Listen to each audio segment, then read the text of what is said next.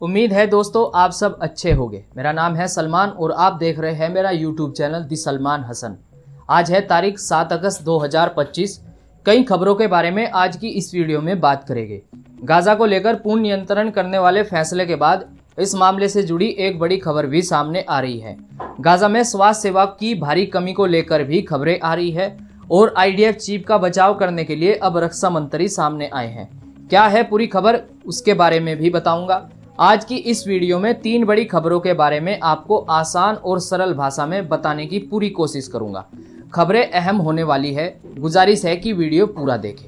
अगर आप इंटरनेशनल खबरों में रुचि रखते हैं तो चैनल को सब्सक्राइब कर सकते हैं। और हाँ, एक और बात दोस्तों, खबरें देखते समय अपनी राय कमेंट्स में जरूर दिया करें ताकि हमें पता चले कि आप इन सब मामलों को लेकर क्या सोचते हैं। इस वक्त गाजा को लेकर एक बड़ी खबर सामने आ रही है। खबरों में कहा गया है कि इजराइल की ओर से गाजा में किए गए अभियानों और खाने पीने की सामग्री की कमी के कारण लोगों की जान माल का नुकसान हुआ है। लेकिन अब खबरें बता रही हैं कि गाजा में रक्त की भारी कमी हो रही है।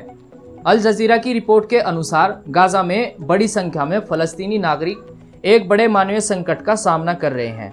रिपोर्ट्स ये भी बता रही हैं कि गाजा की हेल्थ केयर सिस्टम पूरी तरह से सही स्थिति में नहीं है क्योंकि ब्लड बैंकों में रक्त खत्म हो चुका है। गाजा की स्थिति और भी खराब होती दिखाई दे रही है।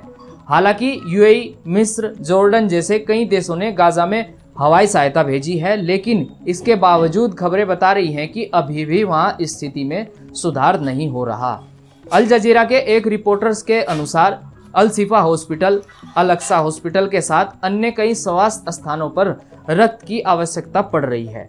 रिपोर्ट के मुताबिक डॉक्टरों से कई लोग अपने परिजनों को बचाने के लिए रक्त की अनुमति मांग रहे थे, लेकिन उनका स्वास्थ्य सही न होने के कारण डॉक्टरों ने उन्हें रक्त देने से मना कर दिया। खबरें बता रही हैं कि बीते 24 घंटों में कई लोगों की जान माल का नुकसान हुआ है।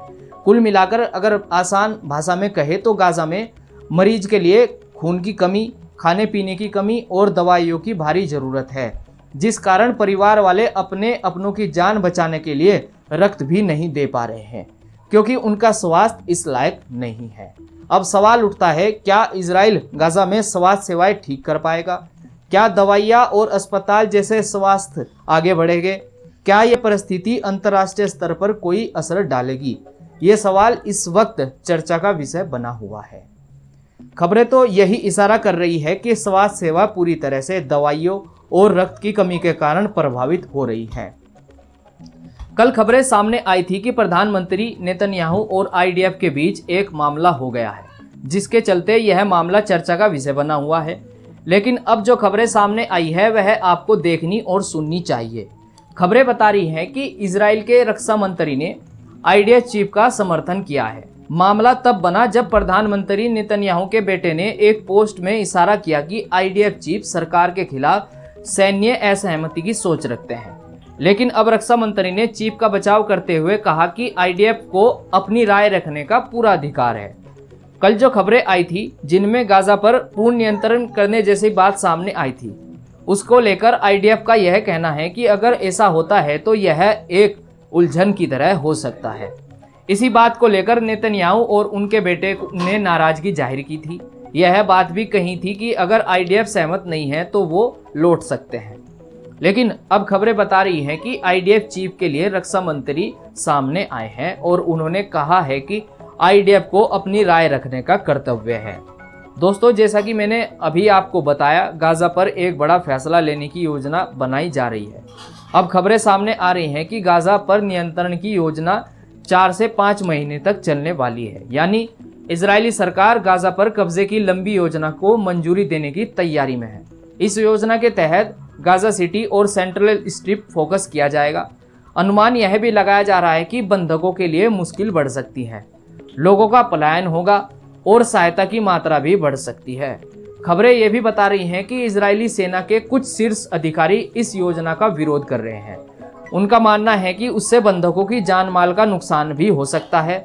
फिलहाल इस पर कोई अंतिम निर्णय नहीं आया है। देखना होगा कि यह मामला आगे क्या मोड़ लेता है। हम इस तरह की खबरों पर नज़र बनाए हुए हैं ताकि आपको समय समय पर जानकारी मिल सके। ये थी आज की कुछ खबरें जो अंतर्राष्ट्रीय मीडिया रिपोर्ट पर आधारित है। हमारा चैनल किसी भी पक्ष का समर्थन या विरोध नहीं करता। मिलते हैं अगली नई खबरों के साथ, तब तक के लिए मुझे दीजिए इजाज़त।